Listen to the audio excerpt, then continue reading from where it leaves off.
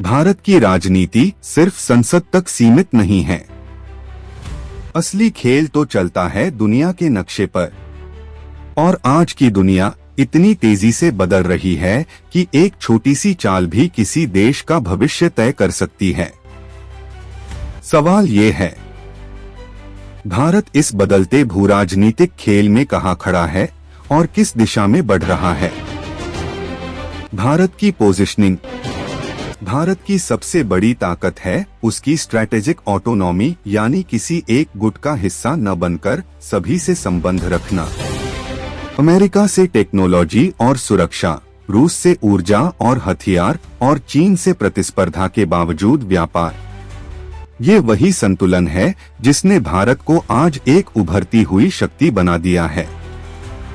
पर याद रखिए, संतुलन बनाए रखना सबसे मुश्किल काम होता है। एक गलत कदम और पूरी रणनीति डगमगा सकती है। चुनौतियां और मौके। आज भारत के सामने 3 बड़ी चुनौतियां हैं।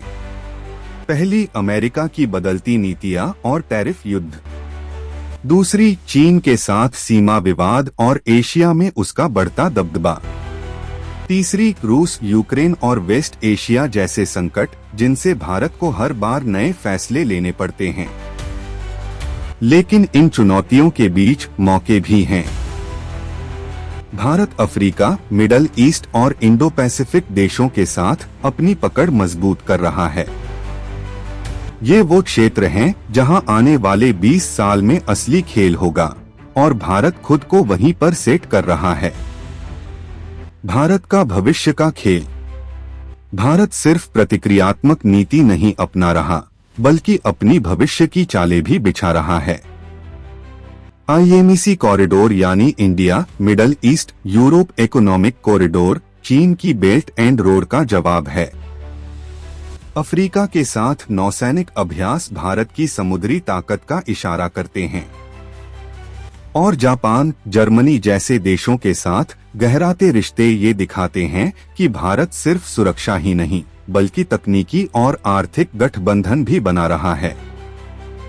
अगर ये सारे पत्ते सही खेले गए तो भारत 2035 तक सिर्फ एशिया नहीं, बल्कि पूरी दुनिया की टेबल पर सबसे बड़ा खिलाड़ी हो सकता है।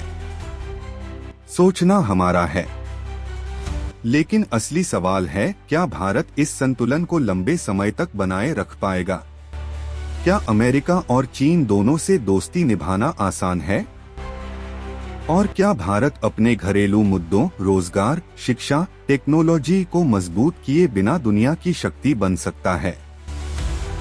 दोस्तों, भारत की जियोपॉलिटिक्स एक शतरंज की तरह है, हर चाल मायने रखती है। आपको क्या लगता है, भारत की अगली बड़ी चाल क्या होनी चाहिए? कमेंट में अपनी राय जरूर लिखिए। और हाँ, अगर आपको ये विश्लेषण पसंद आया हो तो चैनल को सब्सक्राइब कीजिए, क्योंकि यहाँ हम बातें करते हैं गहराई की, सिर्फ हेडलाइन की नहीं। ये सवाल आसान नहीं हैं, लेकिन इन सवालों के जवाब ही तय करेंगे कि भारत आने वाले दशकों में बड़ा बाजीगर होगा या सिर्फ खेल का हिस्सा।